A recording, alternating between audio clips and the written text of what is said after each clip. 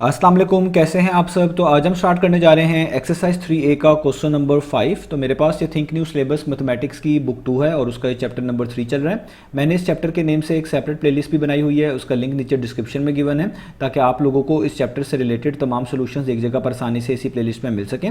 इसके अलावा आपको डिस्क्रिप्शन में मेरे सोशल अकाउंट्स के लिंक, यानी मेरी फेसबुक प्रोफाइल, मेरी इंस्टाग्राम प्रोफाइल और मेरा ईमेल आईडी भी मिल जाएगा। आप इन्हीं अकाउंट्स के थ्रू अपने क्वेश्चंस को, सजेशंस को मुझ तक भी पहुंचा सकते हैं। तो स्टार्ट कर लेते हैं क्वेश्चन नंबर 5 को। इसकी स्टेटमेंट आपको सामने स्क्रीन पर इमेज की फॉर्म में मेंशन नजर आ रही है। पहले हम इसकी स्टेटमेंट को रीड करते हैं, समझते हैं, फिर स्टेप बाय स्टेप इन दोनों पार्ट्स को इस वीडियो में सॉल्व करेंगे। तो आइए रीड करते हैं। तो यहां पे लिखा हुआ है सॉल्व दी इनइक्वालिटी 7 + 2x <= 16। तो आपको कहा जा रहा है कि आपने इस इनइक्वालिटी को सबसे पहले सॉल्व करके दिखाना है। आगे लिखा हुआ है and represent the solution on a number line. और आपने इस इनइक्वालिटी को सॉल्व करने के बाद इसके सॉल्यूशन को नंबर लाइन के ऊपर रिप्रेजेंट भी करके दिखाना है। तो इनइक्वालिटी को सॉल्व कैसे करते हैं, इसके सॉल्यूशन को नंबर लाइन पर रिप्रेजेंट कैसे करते हैं, ये हम इसी एक्सरसाइज के पहले क्वेश्चन में भी डिटेल से सीख चुके हैं। यहां पर भी हमने इसी चीज को दोबारा से करना है। तो पहले आपने इस इनइक्वालिटी को सॉल्व करना है, सॉल्व करने के बाद इसके सॉल्यूशन को नंबर लाइन पर रिप्रेजेंट करना है, और उसके बाद आपने इन दोनों पार्ट्स को भी आंसर करना है जो कि नीचे मेंशन्ड है। तो पहले पार्ट में क्या मेंशन्ड है उसको भी रीड कर लें। तो यहां पे लिखा हुआ है if x is an integer. वो कह रहे हैं कि अगर x कोई इंटीजर है, कौन सा x, वही x जो आपके ऊपर इनइक्वालिटी में 2 के साथ मेंशन किया जा रहा है, उसी के बारे में बात हो रही है। अब इंटीजर किसको बोलते हैं, तो इंटीजर का जो सेट होता है उसको हम कैपिटल Z के साथ रिप्रेजेंट करते हैं। और इंटीजर के सेट में किस तरह के आप पहले नंबर्स आते हैं, इसमें आते हैं लाइक 0, पॉजिटिव, -1, पॉजिटिव, -2, और इसी तरीके से आगे बहुत सारे नंबर्स आते चले जाते हैं। तो इस तरह के तमाम नंबर्स को हम इंटीजर्स बोलते हैं, और इस कंप्लीट सेट को सेट ऑफ इंटीजर्स बोलते हैं। तो इंटीजर्स उन्हीं बेसिकली नंबर्स को कहा जाता है जिनमें कोई नंबर ऐसा ना हो जो कि फ्रैक्शन फॉर्म में हो, डेसिमल फॉर्म में हो, रूट्स की फॉर्म में हो। इस तरह के नंबर्स आपको सेट ऑफ इंटीजर्स में नहीं मिलेंगे जो इस फॉर्म में होते हैं। सिंपल आप कह लें पॉजिटिव नंबर्स, नेगेटिव नंबर्स और इवन 0 आपको यही मिलेंगे। इन्हीं को हम इंटीजर्स बोलते हैं, ठीक है। और इस तरह के नंबर्स का जो सेट होता है उसको सेट ऑफ इंटीजर्स बोलते हैं। तो यहाँ पे अगर कहा जा रहा है कि x एक इंटीजर है, इसका मतलब x एक ऐसा नंबर है, x एक ऐसी वैल्यू है जो इस सेट से ताल्लुक रखती है, यानी इस सेट में जिस तरह के नंबर्स होते हैं वैसा ही x है। कोई ये डेसिमल फॉर्म वाला नहीं होना, कोई ये फ्रैक्शन फॉर्म में नहीं होना, कोई ये स्क्वायर रूट वाली फॉर्म में नहीं होना, पॉजिटिव या नेगेटिव हो सकता है। आगे लिखा हुआ है write down the largest possible value of x that satisfy the inequality. तो आपको वो ये कहना चाह रहे हैं कि आपने एक ऐसा इंटीजर ढूंढना है x की वैल्यू के तौर पे जो ऊपर दी गई इनइक्वालिटी को सेटिस्फाई करता हो और सबसे लार्जेस्ट हो, सबसे बड़ा हो। अब आप ये चीज जानते हैं, हम इनइक्वालिटी को जब सॉल्व करते हैं तो सॉल्व करने के बाद उसका जो सोल्यूशन आता है, उस सोल्यूशन से पता चलता है कि कौन सी वैल्यूज हैं जो आपकी गिवन इनइक्वालिटी को सेटिस्फाई करती हैं। तो जब हम इस इनइक्वालिटी को सॉल्व कर लेंगे, सोल्यूशन हमारे सामने होगा, हम उन्हीं वैल्यूज में से बता पाएंगे कि सबसे बड़ा पॉसिबल इंटीजर x का एज अ x क्या हो सकता है जो कि इस इनइक्वालिटी को सेटिस्फाई करेगा। ये हम वहीं से फाइंड आउट कर लेंगे। अब आप पार्ट नंबर 2 को रीड करें। तो पार्ट नंबर 2 में लिखा हुआ है given that x is a perfect square. वो कह रहे हैं कि अगर आप मान लें कि x कोई परफेक्ट स्क्वायर है, सेकंड पार्ट में उन्होंने इसी x को परफेक्ट स्क्वायर कहा है। तो ये कौन सा x है, वही x जो आपके ऊपर इनइक्वालिटी में भी मेंशन्ड है। अब परफेक्ट स्क्वायर किसको बोलते हैं, ऐसे नंबर को जो दो सेम नंबर्स को मल्टीप्लाई करने के बाद मिलता है। जैसे अगर आप 2 × 2 करेंगे तो आपको 4 मिलेगा, ये परफेक्ट स्क्वायर है। आप 3 को 3 टाइम्स करेंगे तो आपके पास 9 आएगा, 9 भी क्या है, परफेक्ट स्क्वायर है। तो अब वो आपको कह रहे हैं कि आप एक ऐसी वैल्यू x की एज अ परफेक्ट स्क्वायर ढूंढ कर दिखानी है आपने जो कि लार्जेस्ट पॉसिबल वैल्यू हो, सबसे बड़ी हो। यानी ऊपर जो आपने इनइक्वालिटी सॉल्व की होगी उसके सोल्यूशन में से आपने सबसे बड़ी पॉसिबल वैल्यू निकालनी है जो कि परफेक्ट स्क्वायर भी हो। ये सेकंड पार्ट में आपसे पूछा जा रहा है। तो उम्मीद है आपको क्वेश्चन की स्टेटमेंट क्लियर हो गई होगी। अब हम स्टार्ट करते हैं। तो इन दोनों पार्ट्स को करने के लिए लाजमी है कि आपको जो इनइक्वालिटी दी हुई है आपको इसको सॉल्व करना पड़ेगा। तो इनइक्वालिटी आपको दी हुई है 7 + 2x इज लेस देन और इक्वल टू 16। और किसी भी इनइक्वालिटी को सॉल्व करने का मतलब होता है उसमें जो अननोन है उसकी वैल्यू को फाइंड आउट करना। अब इस इनइक्वालिटी में x अननोन है, इसकी वैल्यू को आपको फाइंड आउट करना है। तो जो अननोन होता है हम उसको आइसोलेट करते हैं, उसके साथ जो कॉफिशिएंट लिखे होते हैं या जो फर्दर टर्म्स लिखी होती हैं उनको स्टेप बाय स्टेप वहां से रिमूव करते हैं ताकि हमें उस अननोन की वैल्यू पता चल सके।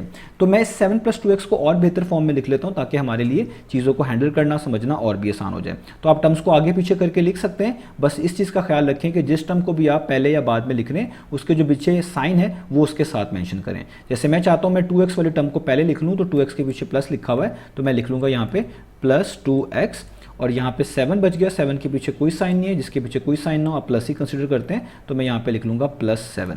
आगे लेस देन और इक्वल टू का सिंबल वैसे ही और 16 वैसे का वैसे ही। ये स्टेप आप ना भी करें तब भी कोई इशू नहीं है, आप डायरेक्ट भी इसको सॉल्व कर सकते हैं। बस इस तरह लिख लेने से चीज़ों को समझना आपके लिए थोड़ा सा और ईजी हो जाता है। तो अब आप देखें जो हमारे पास +2x है, इसमें ये टर्म 7 ऐड हो रही है, तो जो टर्म ऐड हो रही हो उसको वहाँ से हटाने के लिए आप उसी तरह की सेम टर्म दोनों तरफ सब्ट्रैक्ट करवाते हैं। यूँ भी कह सकते हैं कि 7 यहाँ पर ऐड हो रहा है, इनइक्वालिटी के दूसरी तरफ मूव करेंगे तो 16 में से जाके ये सब्ट्रैक्ट हो जाएगा। वो तरीका भी कहने का भी और लिखने का भी ठीक है। तो मैं भी यहाँ पे क्या कर रहा हूँ, ये 2x वैसे लिख रहा हूँ, इसके पीछे आप प्लस लिख लें तो भी ठीक है, ना लिखें तो भी ठीक है। आगे ये +7 वैसे लिख रहा हूँ, और क्योंकि मैंने 7 को रिमूव करना है तो जो चीज़ ऐड हो रही होती है उसको रिमूव करने के लिए वही सेम टर्म दोनों तरफ सब्ट्रैक्ट करवानी होती है। यहाँ पे +7 है तो 7 को रिमूव करने के लिए मैं यहाँ पे भी नेगेटिव 7 कर रहा हूँ, यानी 7 से सब्ट्रैक्ट करवा रहा हूँ, और दूसरी साइड पे भी सेम चीज़ करनी पड़ेगी, इधर भी मैं 7 से क्या कर रहा हूँ, सब्ट्रैक्ट करवा रहा हूँ। तो +7 -7 हमेशा कैंसिल आउट हो जाते हैं, 7 - 7 0 होता है, इसलिए कैंसिल आउट हो गए। यहाँ पे जस्ट बच गया 2x, आगे लेस देन और इक्वल टू। अब आपके पास 16 - 7 बचा, 16 - 7 आपके पास कितना होगा, वो होता है 9, तो यहाँ पर आ जाएगा 9। अब आप देखें x के साथ जस्ट 2 बचा है और 2x के साथ मल्टीप्लाई हो रहा है, तो जो चीज़ मल्टीप्लाई हो रही हो उसको रिमूव करने के लिए आपने उसी सेम टर्म से दोनों साइड पे डिवाइड करवाना होता है। तो 2 को रिमूव करने के लिए, क्योंकि 2 यहाँ पर मल्टीप्लाई हो रहा है, तो मुझे दोनों तरफ 2 से ही डिवाइड करवाना है। तो मैं यहाँ पे लिखूंगा 2x divided by 2 less than और इक्वल टू का सिंबल, और 9 डिवाइडेड बाई 2, 9 को भी 2 पर डिवाइड कर दिया और 2x को भी 2 पर डिवाइड कर दिया। इससे 2 से कैंसिल आउट हो गया। अब देखें x कंप्लीटली आइसोलेट हो चुका है, अब इसके साथ कुछ भी मेंशन नहीं है। यहाँ पे लेस देन और इक्वल टू, और ये आ गया 9/2। तो हमने सोल्यूशन निकाल लिया, इसी को हम बोलेंगे सोल्यूशन। और ये आप किस तरह पढ़ेंगे, आप इसको पढ़ेंगे x इज लेस देन और इक्वल टू 9/2, यानी वो तमाम x की वैल्यूज सोल्यूशन है हमारी इस वाली इनइक्वालिटी का, जो कि या तो 9/2 है या इससे कम कम है। यानी 9/2 और इससे कम कम वैल्यूज जो हैं वो आपकी जो है सोल्यूशन कहलाएंगी, वही x की वैल्यू सोल्यूशन यहाँ पर हैं जो आपको यहाँ पर बताया जा रहा है। अब देखिए इसको आप मिक्स, ये तो अभी आपके पास वो लिखा हुआ है ना फ्रैक्शन फॉर्म में, इसको आप डेसिमल फॉर्म में भी लिख सकते हैं। 9/2 का क्या मतलब है, 9 डिवाइडेड बाई 2 का मतलब है 9 का हाफ। 9 का हाफ आपके पास कितना हो जाएगा, वो होगा 4.5। तो आप इसको डेसिमल फॉर्म में भी लिख सकते हैं, x इज लेस देन और इक्वल टू 4.5। आप इसको मिक्स फॉर्म में भी लिख सकते हैं, वो भी मैं यहाँ पे लिख देता हूँ। आप ऐसे भी लिख सकते हैं, x इज लेस देन और इक्वल टू, यहाँ पर 2 वैसे ही 2 4 टाइम्स 8 होता है, और 8 में 1 प्लस करें तो ये ऊपर वाला 9 बन जाएगा। तो आप इसको मिक्स फॉर्म में भी इस तरह लिख सकते हैं। ये सारे मेथड बिल्कुल ठीक है। अब मैंने क्या करना है, अब मैंने नंबर लाइन बनानी है, उस पर इस सोल्यूशन को रिप्रेजेंट करना है, क्योंकि क्वेश्चन की स्टेटमेंट में हमें यही कहा गया था। तो नंबर लाइन बनाने के लिए आपको पता है मेथड, हम इस तरह की एक हॉरिजॉन्टल स्ट्रेट लाइन लगाते हैं एरो हेड के साथ। अब आपने इसके ऊपर मार्किंग भी करनी है, मैं इसको डिफरेंट कलर के साथ करता हूँ ताकि आपके लिए आसानी रहे। तो अब आप देखिए हम कैसे करेंगे। तो यहाँ पे आपको वैल्यूज़ कौन से चाहिए, वो वैल्यूज़ जो 9/2 या 9/2 से कम कम हो, या यूँ कह लें 4.5 से कम कम हो। तो 4.5 कब आता है, 4.5 आता है 4 और 5 के दरमियान। तो इसलिए मुझे 4 से लिखना शुरू करना चाहिए ताकि चीज़ें आसान हो जाएं। तो अब हम यहाँ पे लिखते हैं, लेट से मैं कह लेता हूँ कि यहाँ पे कहीं करके 4 होगा, ठीक है। आप भी कहीं से भी स्टार्ट कर सकते हैं।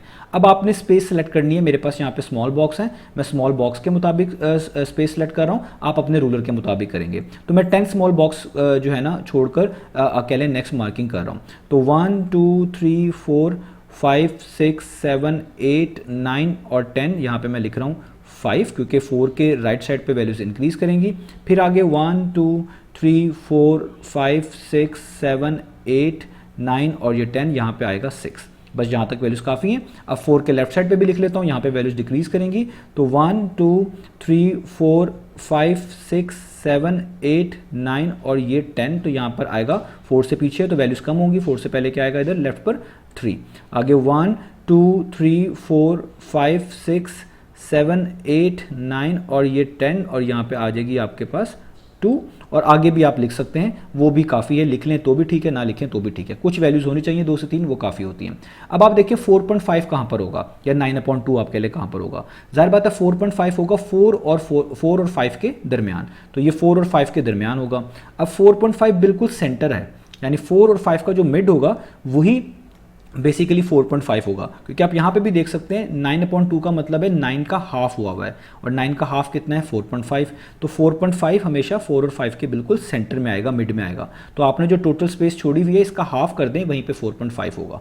ठीक है, तो मैंने यहाँ पे 10 स्मॉल बॉक्स छोड़े हुए हैं, तो 10 बॉक्स का हाफ होगा 5, यानी 5 स्मॉल बॉक्स जहाँ पे पूरे हो रहे होंगे वहाँ पे मेरा 4.5 होगा। आपके पास रूलर होगा, आप उससे उसको एडजस्ट कर सकते हैं।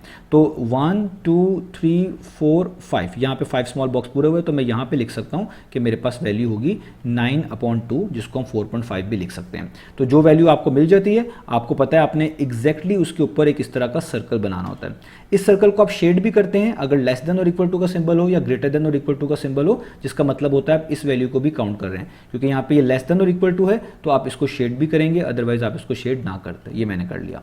अब कौन सी वैल्यू सोल्यूशन है? जो इस वैल्यू से लेस है, 9/2 से या 4.5 से आप कह लें लेस हैं। तो लेस वाली वैल्यूज यहाँ पर लेफ्ट साइड पर हैं, 4 3 2 1 0 इस तरह। तो आपने इस डायरेक्शन में एरो हेड लगा देना है और इसके ऊपर जो आपने सोल्यूशन निकाला है उसको लिख देना है x लेस देन और इक्वल टू 9/2। ये आपने अपने सोल्यूशन को नंबर लाइन के ऊपर रिप्रेजेंट कर लिया। अगेन मैंने जो नंबर लाइन ड्रॉ करी है, हो सकता है आप इसको डिफरेंट तरीके से ड्रॉ कर रहे हो, तो जो बेसिक कंसेप्ट है वो ठीक रहना चाहिए, स्पेसिंग सही होनी चाहिए। बाकी आप इसको डिफरेंट वे से भी बना सकते हैं, ज़रूरी नहीं कि जो मैंने यहाँ पे बनाई है आप इसको इसी तरीके से बनाएं। हो सकता है आप में से कोई 0 से स्टार्ट कर ले मेंशन करना नंबर्स को, कोई नेगेटिव से स्टार्ट कर ले, इससे कोई भी इशू नहीं है। बस स्पेसिंग आपने बीच में एक्यूरेट रखनी है और उसके मुताबिक ही इनको आपने रिप्रेजेंट करना है। तो ये मैंने नंबर लाइन आपको यहाँ पर बनाकर दिखा दी।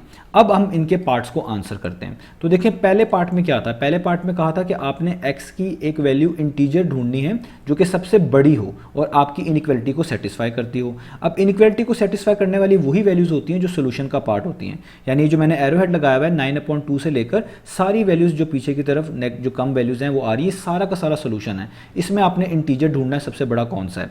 तो देखिए 9/2 तो आपके पास एक इंटीजर नहीं है। क्यों? क्योंकि 9/2 एक फ्रैक्शनल वैल्यू है, फ्रैक्शनल वैल्यू को हम इंटीजर के तौर पे काउंट यहाँ पर नहीं करेंगे। अब 9/2 से आप पीछे आना शुरू हो तो बीच में बहुत सारे नंबर्स आएंगे जो डेसिमल फॉर्म में होंगे। तो सबसे पहला इंटीजर अगर आप नोटिस करें आपको 4 मिलेगा, 4 से पीछे जाएंगे तो 3 मिलेगा, 3 से पीछे जाएंगे तो 2 मिलेगा। लेकिन हमें तो सबसे बड़ी पॉसिबल इंटीजर वैल्यू चाहिए ना। तो अगर आप इसके सोल्यूशन के लिहाज से देखें तो सबसे पहली बड़ी इंटीजर वैल्यू 4 ही है। तो इसलिए आप पार्ट नंबर 1 में लिखेंगे कि largest possible value of x in integers is 4। वो क्या है? वो 4 है। ठीक है, यानी आपके इस पार्ट का answer x is equal to क्या आ गया? 4, क्योंकि इससे बड़ी कोई और इंटीजर वैल्यू नहीं होगी। इससे आप आगे की तरफ इधर को जाएंगे लेफ्ट की तरफ तो 3 2 1 वो सारे इंटीजर ज़रूर हैं, लेकिन 4 से छोटे हैं। हमें लार्जेस्ट पॉसिबल वैल्यू चाहिए थी। तो ये हमारा फर्स्ट पार्ट का आंसर हो गया। अब सेकंड पार्ट को भी रीड कर लेते हैं और देखते हैं उसका हमारे पास क्या आंसर है हो सकता है। तो आगे उन्होंने कहा था आपने एक x को फाइंड आउट करके दिखाना है जो कि परफेक्ट स्क्वायर होना चाहिए, यानी ऐसा नंबर जो कि दो सेम नंबर्स को मल्टीप्लाई करके आ रहा हो, और वो सबसे बड़ा भी होना चाहिए, यानी उससे कोई और बड़ा ना हो, और वो आपके सोल्यूशन का पार्ट होना चाहिए, आपके इनइक्वालिटी को सेटिस्फाई करे। तो देखिए ये भी 4 ही होगा, क्योंकि सोल्यूशन हमारे पास कहाँ पर है? 9/2 से लेफ्ट की तरफ। और अगर आप लेफ्ट की तरफ मूव करते हैं तो आप सबसे पहले आपको 4 ही नजर आएगा जो कि एक परफेक्ट स्क्वायर है। इसके बाद आप जाएंगे तो फिर जाहिर बात है 3 भी परफेक्ट स्क्वायर नहीं है, 2 परफेक्ट स्क्वायर नहीं है, 1 परफेक्ट स्क्वायर चले हो जाएगा, लेकिन वो 4 से तो छोटा ही रहेगा। हमें तो सबसे बड़ा पॉसिबल परफेक्ट स्क्वायर चाहिए, तो वो भी 4 ही है। तो आप यहाँ पे लिखेंगे कि जो आपके पास largest possible value as a perfect square, जो कि परफेक्ट स्क्वायर के तौर पे है, यानी वो परफेक्ट स्क्वायर है, वो भी आपके पास क्या है? इज 4, वो भी 4 ही है। तो सेकंड पार्ट का भी आंसर एक तरह का x के लिहाज से 4 ही बनता है। यही हमने फाइंड आउट करना था। तो इस तरीके से हमें पता चला, हमने पहले इनइक्वालिटी को सॉल्व किया, सॉल्व करने से हमें उसके सॉल्यूशंस का अंदाजा हो गया, उनको नंबर लाइन पे रिप्रेजेंट भी कर लिया, और सॉल्यूशन में जो वैल्यूज होती हैं वही आपकी इनइक्वालिटी को सेटिस्फाई कर रही होती हैं। तो फिर हमने अपने इन पार्ट्स को पढ़ के जो पॉसिबल वैल्यूज थी वो यहाँ पर बता दी। तो उम्मीद है आपको ये तमाम का तमाम जो सोल्यूशन है समझ आया होगा। इंशाल्लाह नेक्स्ट वीडियो से मिलेंगे बाकी सोल्यूशंस के साथ।